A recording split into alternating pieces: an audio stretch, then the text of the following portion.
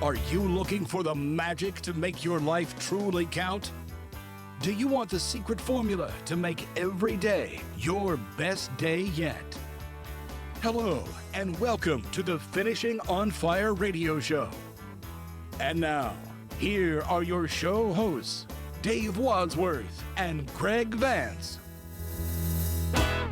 Hello, everybody. Dave Wadsworth here, your host for the Finishing on Fire radio show, along with my co-host, my great friend, Greg Vance. Yeah, this is going to be a good one. I tell you what, today, folks, this morning, whatever time you're listening, we are talking about death. And not usually a fun topic, but it's something we need to deal with. And what we're talking about, last week we talked about our own death and just really kind of coming to grips with our life and where we're at in life and just understanding that it's coming. And so we need to make every day really count because it's just a matter of time and we don't know when that is. That's not our choosing, but boy, we just need to be ready. But on our website, I want to lead you to our website. It's finishingonfire.com. And that's the name of our show, Finishing on Fire. And it all comes around basically from the book that I wrote this past year, Finishing on Fire. And it's talking about living your legacy of purpose and passion and prosperity and just living every day and making it your best day yet. And Greg, I think you've done a good job of that, and I appreciate some of your examples in life and some of the things you've done. So, Tell us a little bit about that. Yeah, and we're going to talk about that some more tonight, especially when we talk about our parents and dive deeper into that. But I think we've got to, as we were just talking about, how this can be such a sobering subject. We're going to introduce a brand new segment into tonight's show that we talked about in a previous one, and it's called Wadsy's World, where we explore some of the extraordinary and humorous animal-related stories that Dave has. And folks, you'll be amazed with what he comes up with. And now, it's time for Wadsy's World. Yes, Dave Wadsworth's true life animal stories. So he's got a list of 42 different animal encounters that he can talk about. And so I thought, since it's February, it's a month with 28 days in it, we would pick animal number 28. All right, animal number 28. And let me look here on my list. Animal number 28 is actually barn swallows. Yeah, there we go. So I have to come up with a story in my life about barn swallows. And if you don't know, that is a type of a bird. A swallow is a bird. They're quick. They're not real big, but boy, they're fast and they're just everywhere. Basically insect eating birds. They go after the mosquitoes and bugs and so forth. But barn swallows, they're unique. I remember as a young man, we were probably, we must have been probably 10 or 11 years old. And we had a buddy, he lived on a farm just outside of town. And he had hogs and some cattle and different things, just livestock. And he had an old barn. And then we used to go in there and we had a good old time in that barn. And if you've ever been in a barn, they're typically multi-layered or leveled. You have, kind of down below, you may have some equipment stored, or you may have some livestock, and then you got another layer or two, and usually have hay or grain stored up higher in the barn and so forth. But this barn had a lot of different nooks and crannies and crevices around. You could hide, and we played all kinds of games in there. And it was funny, this one area, they had these floor joists. We were down in the bottom, and these floor joists up above us for the next layer. They were the straight boards underneath the next layer. And the barn swallows, they would make nests, and they were basically like mud and straw. And they would stick them to the side of these floor joists. And so it was like sticking a half shell up against a the floor joist, and it was made of sticks and mud and stuff. And it would be within about, and those floor joists are probably about 10 inches tall, maybe. And so I tell you what we would do. Those barn swallows would set on those nests, the mama, and we would sneak around and we would try to reach our hand up and catch the barn swallow on the nest. Oh my gosh. So we were trying to be real quiet, and we'd come from the backside where they couldn't see us, and we would reach up real quick and reach up on top of the nest and try to catch them in the nest. And of course, they were so fast. Those little boogers, they would just shoot right out of there and take off flying and stuff. But every once in a while, we would catch one on the nest. Well, we thought we were something, but the problem was when you caught one, my gosh, they went nuts, and they would peck the snot out of our hand. We'd have our hand on them, and then all of a sudden, then they're just pecking us like crazy on the fingers and the hand. And so we didn't hold on to them very long. Every once in a while, we could get one that was that we caught it by the head, and it couldn't, bite us or peck us to death, right. and stuff. But we were just kids, and we were just being goofy, and we never really hurt any of them. We weren't trying to do that. We were just, being silly and having fun. But I remember those barn swallows, and it was so weird. They were just, they would build these nests, and they were just kind of like a half coconut shell. That was just cut off and stuck to the timbers there, the floor joists, and we were just trying to catch barn swallows, and they were, but most of them were pretty dang fast, and they would fly out of there. And of course, they were constantly flying around the barn, and a lot of times, kind of like a martin, or what's the other word? Let's see. There's others, but they catch insects at night, and they would fly around. They come out usually in the evening when it's starting to get a little dark, and the mosquitoes are coming out, and they're just flying everywhere and stuff. And bats, we used to watch the bats also, because we had tons of bats that would fly around, and they were just gobbling up insects and mosquitoes and stuff. Pretty cool. So that's my barn swallow adventure. Right. Sounds like you definitely added to the excitement of their day. Oh my gosh. And actually, without knowing it, you actually tied into our subject tonight, because you had those parents that were, worried about their young, whether they were on eggs or the youngsters were there.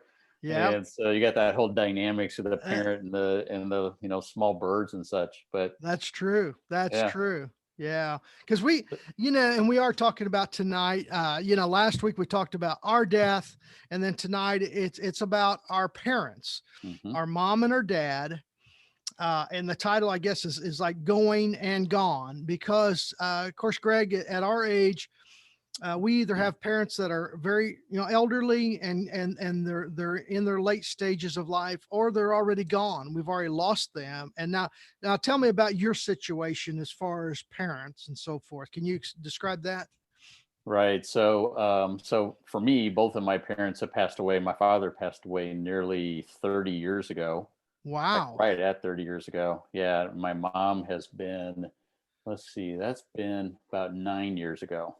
So wow, it's been a long gap there. And my wife, her father passed away about 7 years ago. And so, but her mom is still living and is in her upper 80s. So that's good. How about you? Yeah, that's the way with me too. Glenda's parents have both passed. So she's lost them. Her dad passed away about 20 years ago. Her mom about 10. And then my dad just passed away about 4 years ago. I lost my dad, and he was 84. And then, and we'd mentioned that before, he was 84, and then his sister was 86, and they passed away 3 months apart, 90 days, 30 months to the day. They both passed away. And that was so weird that one would live 86 years, one would live 84, and they die within 3 months of each other. I thought that was kind of strange, but that is amazing. But yeah.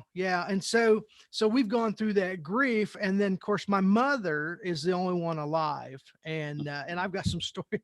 I'll tell more about that here in a little bit, but yeah, that's where I'm at. Mom is still alive, doing well. She still lives at home where I grew up. a Mm-hmm. little bitty house. It was, every time I go back, it seems smaller and smaller. Isn't that funny? Yeah, it You know, happens. yeah, we had 4 kids in one bedroom.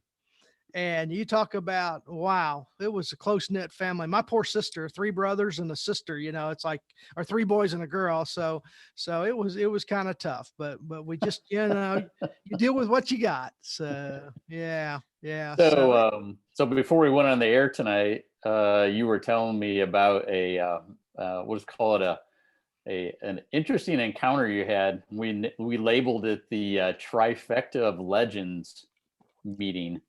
Why don't you just spend a few minutes and tell us about that? That was I hadn't, you just told me about that, so it's pretty amazing what happened. yeah, Greg, and I told my wife today, I just said, wow, Glenda, that was one of the best days of my life.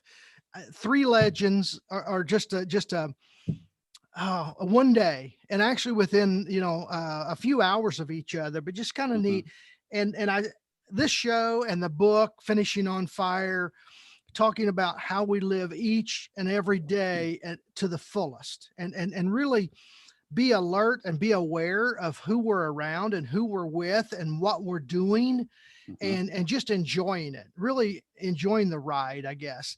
And I was telling you, Greg, that yeah, there was 3 people that day. Number one, the first thing in the morning, I met a gentleman who I'd given a book to at the local Cracker Barrel restaurant, and come to find out, we talked for just a little bit. He was 91 years old, and he actually, his great granddad was best friends with Abraham Lincoln.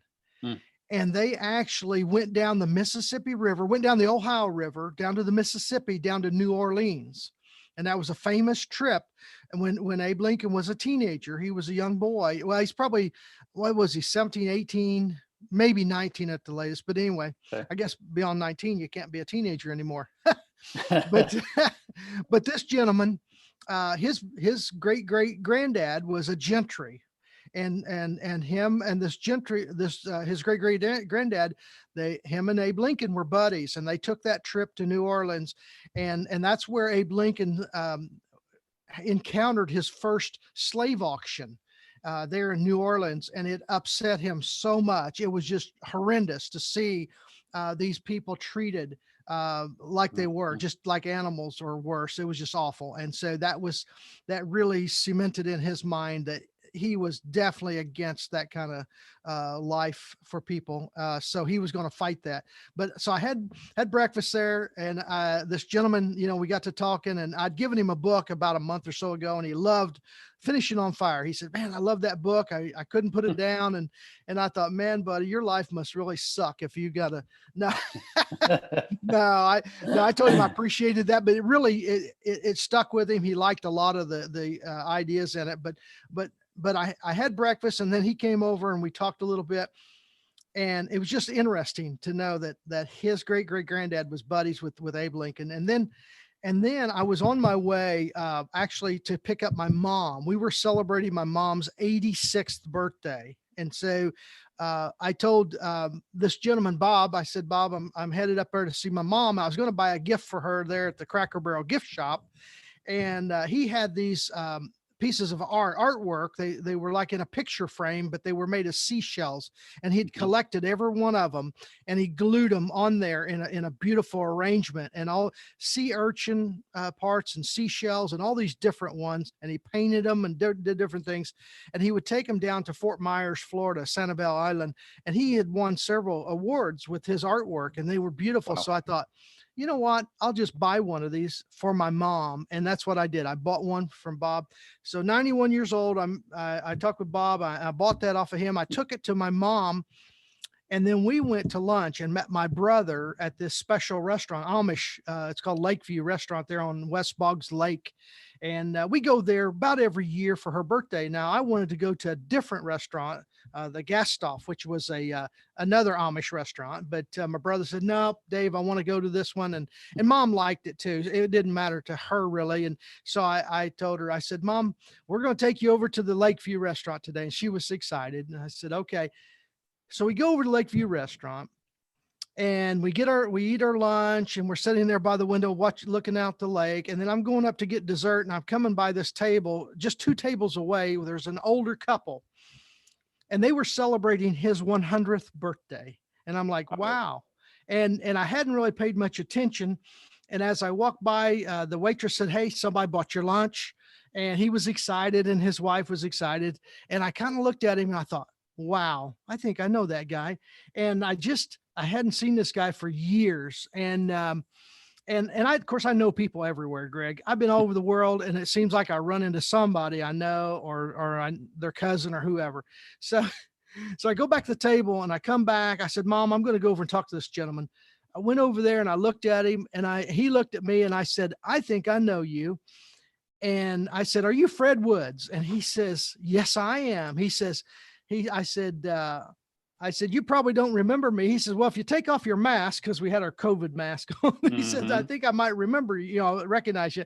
So I took off my mask. I told him, and he said, "Yes." And he was my boss when I was at Purdue University. During my Purdue and Vincennes years, I worked for the U.S. government, and he was my supervisor for the summer student trainee program. I hadn't seen Fred in 35 years. Wow. And him and his wife were there, and they were celebrating his 100th birthday. And we had just the most wonderful chat. But for the last 3 or 4 years, I told my wife, I said, "I want to find Fred. I want to meet with him and talk to him. I have a couple of questions I want to talk to him about, ask him and stuff." And so I couldn't believe it. That day, I'm taking my mother, 86-year-old mother, for her birthday, which is awesome. That is so awesome, because she's in good health and she can do that. I started out having breakfast with Abe Lincoln's best friend's, great grandson. And there I run into Fred Woods and Florin, his wife. She was 82 and Fred was 100 there. And we talked and chatted, and it just lit him up when I mentioned different people, and he said, "Yeah, do you remember this guy?" And I said, "Yes." And I told about him, and his eyes just lit up, and it just, you could tell. And so we got a picture together, and we just had a great little chat. And then I went back over to my table with Mom and my brother, and they were getting ready to leave, Fred and his wife. And so I saw that they were needing some help. So my brother went over, and we helped him stand up. He had a bad knee. They just had a knee replaced or something. And so we helped him stand up. And then once we got him up and he could stabilize, then he had a walker thing that he used, and then he was okay. But I'm glad we were there to help him get up, because I don't know what he had done, but it was just such an amazing day. And if I wouldn't have had my eyes and my heart open to it, I would have missed a lot of this. The fact that Bob was there at Cracker Barrel, and then he had a gift, and I was going to buy a gift, and I thought this will be perfect for my mom. Yeah. And then spending the time there just 3 or 4 hours later with my mom at lunch with my brother, who's my best friend for life, my brother Doug, just awesome. And then running into Fred Woods there. It's like, what are the odds? I hadn't been to that. I wouldn't go to that restaurant, but maybe once a year. And I'm sure he probably isn't there, but once or twice a year. And we were there. And that's so exciting. And what thrills me is the fact that I think I want to help people recognize those opportunities to look around and see who's around and see who you're with and enjoy life. And especially older people like our parents, you don't know if this is your last time with them or not. And so I think it's so important. And it doesn't have to be older people, but we're talking about our parents, going and gone, and right. We have those regrets, and I want to try to help people, Greg, as we go through our episodes, help people not have those regrets. Absolutely. Yep. And so, it's inspiring to see, how that set of opportunities worked out for you, just in, common everyday events that turned to be something special. And so it seems like, that inspires me to think about, there's probably some other things that I may be missing some days, or sometimes it's just a change in your perspective a little bit and focusing on, what's unique, what's magic about that set of circumstances. So you were able to do that. That's amazing. Yeah. I think this mask thing we've had with the COVID has hurt our opportunities and relationships, because when people can't see your smile, you don't quite connect or engage as easily. Okay. Right. And so you got to make an effort, because, just saying hello to people might spark an opportunity for them to talk about, excuse me, something that, their experiences in life. And all of a sudden you find out, oh, it's somebody you remember from the past, or it's somebody that is related to somebody. And then you learn things. If you don't connect with people, I think you miss out. I think Mm-hmm. you miss out on the spice of life, of learning from everyone that you have the opportunity to be around. And if you go around with your eyes, kind of, with tunnel vision, and not looking, you're going to miss great opportunities. Because if I wouldn't have taken just a few minutes to notice, Fred and Florin there, and somebody had bought their lunch, and it made me look. And when I looked, I'm like, hey, I think I know these people. So that was so cool. Oh my gosh. That was cool. That Yeah. was exciting. So I know one of the things, so thanks for sharing that. That's really cool. And I know one of the things we were going to talk about was thinking about, how we think about our parents, and thus, how we honor them. Mm. And so I think there's probably some things that maybe, each of us can share about that.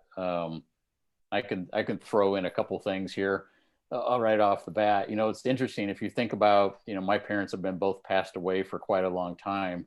And I think how easy it is in today's society, because technology moves so fast, life moves so fast, that it's really easy to get separated from your parents and not stay involved in their lives. And especially, I remember, this isn't that many years ago, but I remember trying to teach my mom, who was almost 90 at the time, to Wow. use email on a computer, to stay in touch. The good news is she got comfortable enough with the computer that she would play games on it, solitaire and things like that. And she liked doing that. There was just that leap to get to understanding how email worked and to use it that we just never quite got to. But she lived almost 3 hours away.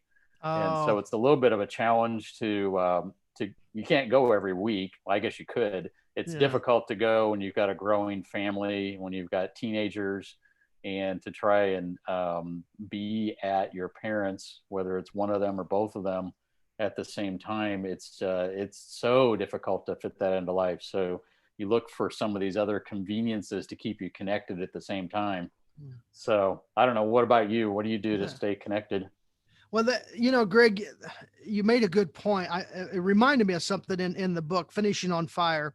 And by the way, the book, you can get it on Amazon. It's an Amazon #1 bestseller, but you just go on Amazon, click on, Dave Wadsworth or Finishing on Fire, and it should pop up there. But really an interesting book about ideas of how to do, like you said, Greg, how to connect. And one of the things in there, one of the chapters is talked about targeting. Mm-hmm. It's about targeting people. And what I use is an illustration of a target, like an archery target, that if you were shooting arrows, you would have a bullseye, and then you'd have a next ring out, and then a further ring out. And what I talked about in that chapter was targeting the people in your life. And of course, you start out with, your spouse, your children, your parents. They're in that inner ring. Okay. And so you need to target ways or focus on ways to target opportunities to be with your parents, with your loved ones, with the people in your bullseye. That's really what you need to focus on. And email, 3 hours away, you're right. That's a tough way to live, especially as they age, not being close enough to make that, help out. One thing that my brothers and I do, my sister lives in San Diego, so she's way out there. And then physically, not mentally. She's okay. Now her husband, George, he's a little bit out there. No, I'm just kidding. George is a good man, but my brother, Kelly, and my brother, Doug, they both live about 8 or 10 miles away on both sides of her. And so we take turns, every weekend. One of us is responsible to take care of mom. Mm-hmm. And so what we do, we will go, like when it's my weekend, okay, either Friday or Saturday or Sunday, I'll go up. I'm about an hour away. I'll drive up, and then I'll help mom. We'll mow her yard. If it's summertime, we cut the grass. Okay. We'll pick up limbs and sticks and things in her yard. And then also I help her clean her house and pick up things and get things, put away and vacuum and do all the stuff I learned as a kid. Mom was good for us. She made us work. And we got our 40-cent allowance every week, but we had to do chores and it was great. At the time it was terrible, but I'll go up there, and then mom will have a grocery list, or we'll make one, and we'll go get groceries. Mom and I will go out and get groceries. And then, what we do, we take turns. My brother Doug will take a weekend. I'll take a weekend. And then my sister-in-law, Talisa, who's Kelly's wife, she will take a weekend. They kind of, work it together. So we take those turns, but my mom gets a call every day. She's called in the morning and in the evening, because we call and remind her to take her medicine. Yep. Okay. And she's pretty good about it, but sometimes, she gets busy and she forgets and stuff. So we've got a system set up. My sister in San Diego, that's one way she can help. Okay. And something she did recently, she wanted to help out from a distance. And so we ended up getting a gentleman locally there to come and cut the grass. And so he actually will come in and mow her yard, in the summertime. And that's a good thing. And, Sure. and we also have the local restaurant bring her a lunch meal every noon, Monday through Friday, 5 days a week. She'll get a lunch they'll bring to her. And then a lot of times she'll eat part of that and maybe eat some of it for supper, but she gets, the guy checks on her, kind of a way to check on her. So we just keep in contact. And so Sure. my sister will call her 2 or 3 days a week. She'll call her in the mornings. I call on like Tuesday and Thursday evenings, and Doug calls, and so we have a whole, network put together on how we stay in contact with mom and take care of her and keep her home. Our big thing is we want to be able to let her have her autonomy and live at home. And so far she's able to do that. And then of course, when she wrecked the van here several years ago, we took the keys away from her. She pulled out, in front of somebody. Nobody got hurt. It was okay. But we said, please, Lord, total this van. We want this van to be inoperable so we can take the keys away from her. And we did. And so we ended up buying her a golf cart, and she uses that golf cart and drives around, town in Plainville all the time. She goes to the post office and does things, and she can go up to the restaurant if she wants to get a cup of coffee, and she can go to the gas station and she'll get her a little piece of pizza or something. She's so funny. Nice. Yeah. So it's kind of the way we've kind of built, a contact net or network, I guess, around how we can really take care of her. And this is something, Greg. We were out the other day. Well, I know what it was. When we were there having mom's lunch, for her birthday, there were a couple of people, two couples next to us at another table. And when they got up to leave, they said, they told my mom happy birthday and wished her happy birthday. And then they said, you two are really good sons, to your mom. And I said, well, she raised us right. We're trying not to screw it up, but I said, she's a pretty darn good mother. That's why. And I get that a lot when we're out getting, when I take her shopping to get groceries, I hear that a lot, you're a really good son. And I tell them, I said, oh no, I said, my two brothers are the good ones. I'm the bad apple,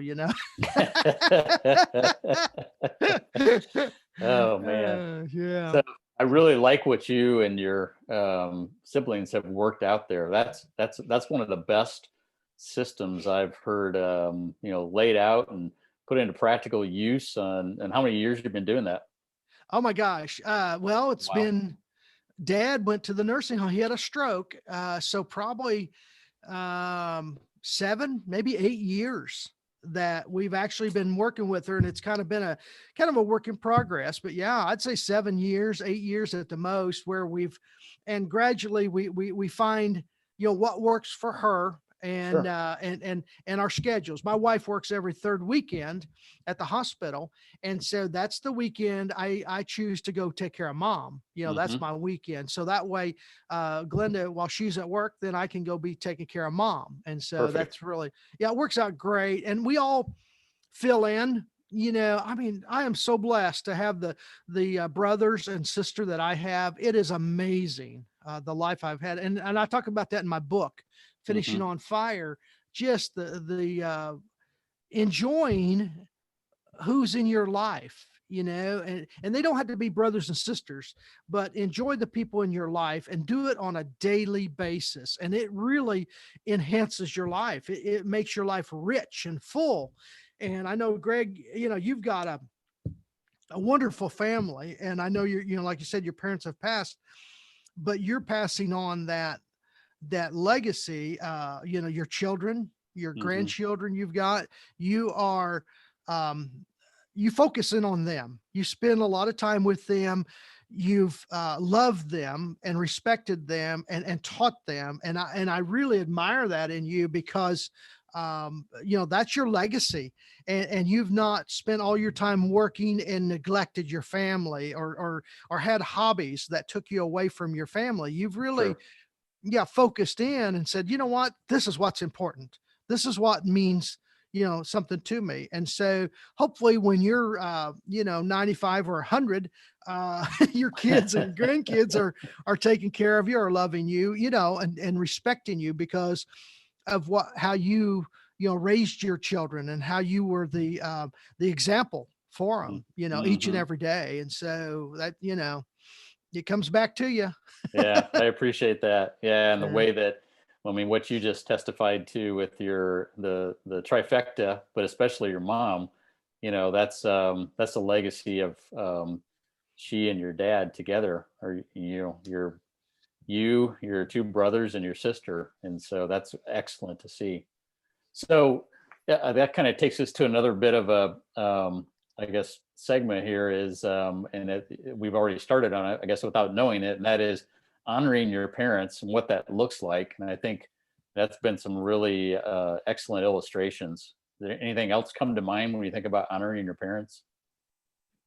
I think it's, in today's climate, in America, we see a lot of anxiety, Mm. and seem like anger, and just a lot of friction.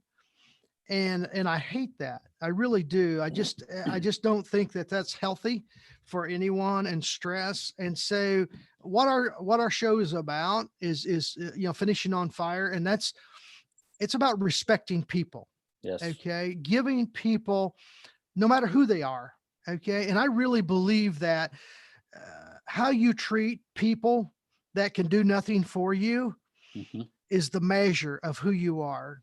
The If you're honorable and respectful to people that really can't advance your life in any meaningful way, how you treat them is so critical. I was in a meeting. Give you an example. We were in a meeting. I went to Indianapolis this week to meet with my daughter, and then she's just started with a new company, and then her bosses. It's actually a husband and wife. And we were sitting there, and we had just had lunch at this Applebee's. It was really good. And the waitress, we were done basically. She was cleaning up some of the dishes, and she had just a container of like marinara sauce that you dip in your cheese sticks and stuff in, and it slipped out of her hand, and it hit the plate and splattered all over Juan Pablo, her boss. And I mean, it was Oops. all over his jacket, his Oh. shirt. It splashed on his side of his face. It splashed in his hair, and then behind him, the booth we were in. And Wow. it was unbelievable. You couldn't have done that What a if you mess. tried. And she was so, the waitress was just so distraught. She was so shocked and upset about it. And the way Juan Pablo reacted was tremendous. I was so impressed with him because, you know, a lot of people would have just blown up and just, you know, ripped her up and down and all kinds of stuff. And he's like, hey, it's okay. It's okay. You know, she was so upset. I got up and we had extra napkins and I just started wiping off his shirt and his jacket and his face and everything. And I could tell immediately what kind of man he was by the way he treated that woman, because most people would have been really upset and stuff. And he's like, you know, hey, it was an accident. Right. She didn't mean to do that. You know, it just happened. You know, nobody died. It's a little bit of tomato sauce. Okay. Big deal. Big deal. And I think that's what our show is about, is respect for our, number one, ourselves. Okay. Respect for our spouse, respect for our children, and then that those rings as they go outward, but respect for every person, because everyone is important, no matter who they are, no matter what they do, whatever their lot in life is. How do you treat them? And I think the whole thing comes down to respect, and that's honoring. And I feel like that's what we're called to do. It's so critical that we look at people as people of value, that everyone has worth. Everyone should be honored and respected. Okay. Right. And that's, and our parents, hopefully, you know, your parents have instilled that in you, and hopefully, you know, most people get that. Now, some people, their parents were ornery and they didn't teach them the right way. Of course, that's one thing I like to quote Abe Lincoln. He always said, you know, he says, I can learn from just about every person I meet. Yes. And it's usually what not to do. Exactly. I love that quote. so some people, you know, they had parents that taught them what not to do. Mm-hmm. You know, how not to live, how not to treat people, how not to screw up your life, you know, because essentially some parents are just good, bad examples. Well, I think part of that honoring you were talking about was, you know, just recognizing that, you know, if you think back, I guess when you were growing up, sometimes life felt overwhelming, and your parents were there for you. And now that they're getting older in age, you can kind of see that creep in where life's getting overwhelming for them. And so it's so important to be there for them and try and, you know, move those things out of the way so that, you know, your mom's not worrying about who's going to mow her lawn or whatever else needs to be taken care of with her house, or just things that happen that cause anxiety. And so that's so important. That's just some simple ways to clear away some of those irritations in life and to honor them. Yeah. I sometimes, you know, we get frustrated with people around us. Glenda and I, you know, we're together a lot, and you're with Sherry a lot. And sometimes little things kind of get annoying, but you got to focus on the good stuff. You got to focus on what's really important and not some of the stupid stuff. Mom, sure, she's 86. Okay. Maybe she's forgetful, or maybe she does things that irritate us. You know, she doesn't clean her house like we want her to, or whatever. But you know what? Yeah, it's funny. This is a funny story. I'll tell you this real quick. You're going to love this. She loves sweets. Okay. So we go to town and she just loads up. I mean, it's cookies, it's Twinkies, it's these blueberry muffins, you know, I mean, Honey Nut Cheerios. I mean, sugar. Okay. And I know my brother and sister-in-law, sometimes they're like, how much sugar did she buy this week? You know, and it's kind of funny. And it's like, you get a whole cart full of it and you're thinking, man, she's going to be really, you know, amped up on this stuff. But I'm thinking, my goodness, she's 86. Let her eat whatever the heck she wants to eat. I took her to the doctor the other day, probably, I don't know, a couple, 3 weeks ago. And the doctor went through her blood test and he says, oh my gosh, she's lost a little weight. She's, her vitals are good. You know, her blood pressure's good. The different levels of, you know, whatever it is in her blood, hemoglobin and different things that they checked. And it's like, you know what? Hey, she's 86. Let her do whatever the heck she wants. I mean, if she wants to eat Twinkies all the time, or, more than she should, Right, you know, right, so I think that's a way we honor her, by not nitpicking at her, right. and saying, Hmm. Mom, you shouldn't be eating this. And it's like, so, she, we're not paying for it. I mean, she's got, her social security income. She's got income from dad. He worked civil service. And so she's still got that pension. And so, she's not, living like a queen, but she's very comfortable. Okay. Hmm. Hmm. And it's like, you know what, just let her live life, and just try not to be, we just get so bogged down with some of the little details that we forget to live life and enjoy it. So, Right. Yeah, I think that's so important. One of the phrases that we use in coaching oftentimes to get people to help move them forward is meeting people where they're at. And mm, so you can't you can, when I start working with someone and they've got some goals, they want to get from point A to point Z, let's say, but you can't get them there all in one trip. You've got to meet them mm, where they're at and help them, guide them on the journey. So I think about parents in some of the same way.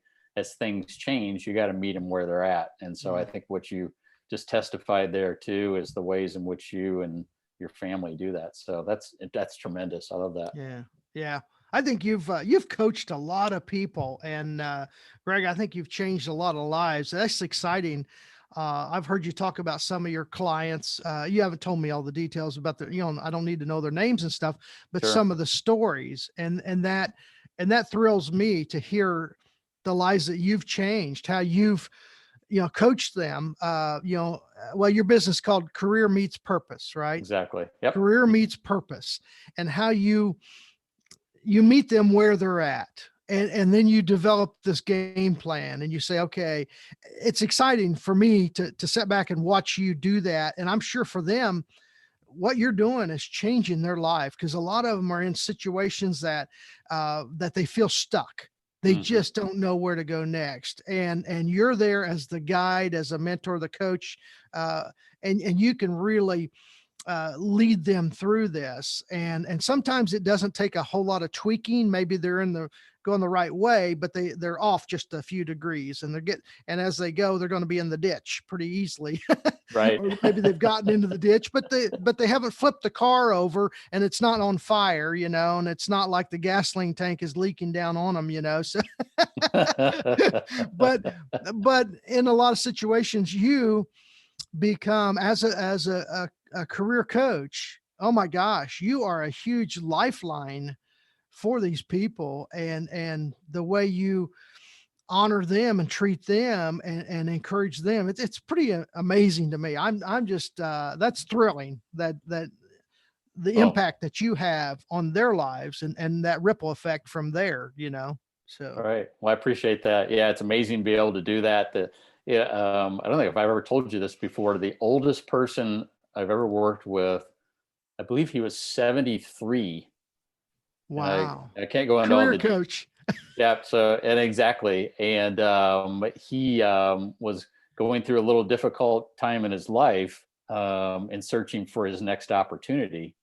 And yeah, he needed some money, but it was really that he wanted to be contributing, not in a little way, but a big way. He had still, at 73 years old, big dreams, big aspirations, and wanted to make a big impact. And he was inspiring to me to be able to understand what he was on fire about at that age.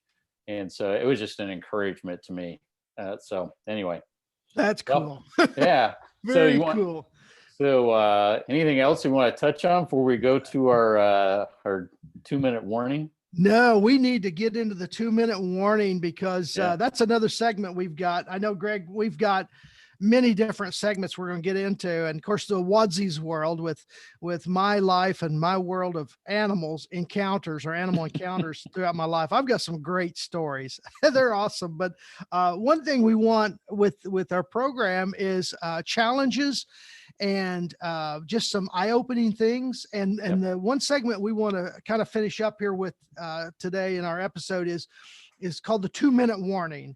Because when I do motivational speaking, a lot of times I use football analogies and talk about how when you're in the fourth quarter of life, which we are, Greg, essentially, we have a lot more life behind us than we have ahead of us. And we've lived a lot and we've enjoyed a lot, but we need to make it count. And not only are we in the fourth quarter, but we need to think about the 2-minute warning, because basically in a football game, statistically, the last 2 minutes of the first half and the last 2 minutes of the game, or the fourth quarter, that's where the vast majority of points are scored. Yeah. Because exactly. all of a sudden time is compressed and your opportunities are compressed.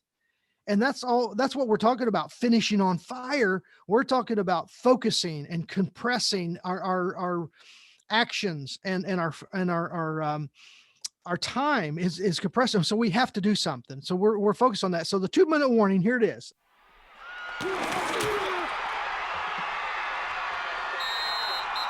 And now it's time for the 2-minute warning. Okay. We got a question for you. Okay. Are your parents still alive? Okay. Are your parents still alive? Hopefully they are.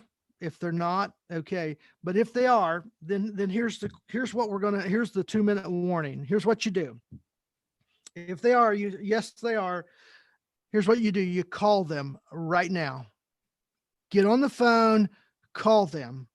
I want you to tell them 2 things. Number 1, I want you to tell them that you love them. Mm-hmm. Those are great words, and mean it. Tell them you love them. Every time I talk to mom, I tell her I love her. Okay. Number 2, when you call them right now, you say, I love you. And then number 2, you thank them and you say, Mom or Dad, thank you.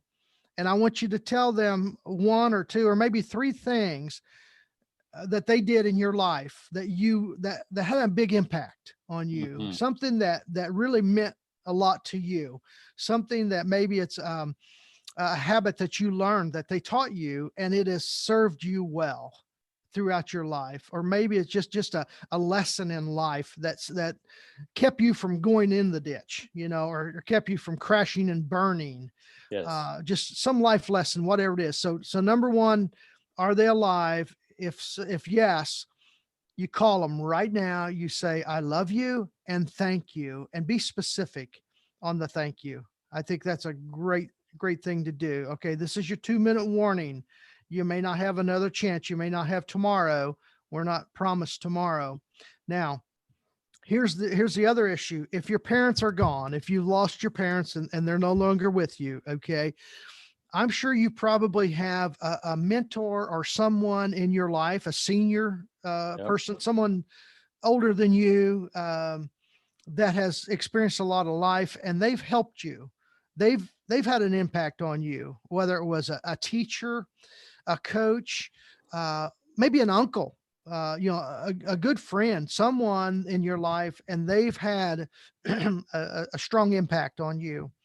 I want you to do the same thing. I want you to, excuse me, call them right now, say, I love you and I thank you for this, this, and this. Or maybe it's just one thing. It doesn't matter. It will absolutely light them up. I mean, it will light them up. And number 2, it will light you up, guaranteed. Because when you do good things for good people, it may be just what they need to hear. And it will really change their day and their world, and it'll do the same for you. And that's what we're about, Greg. Right. I mean, that is what we're about. Yeah. I love that challenge. Yeah. Excellent. So, the 2-minute warning.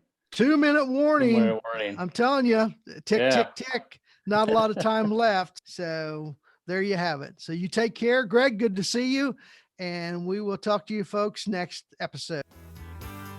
Thank you for listening to the Finishing on Fire radio show.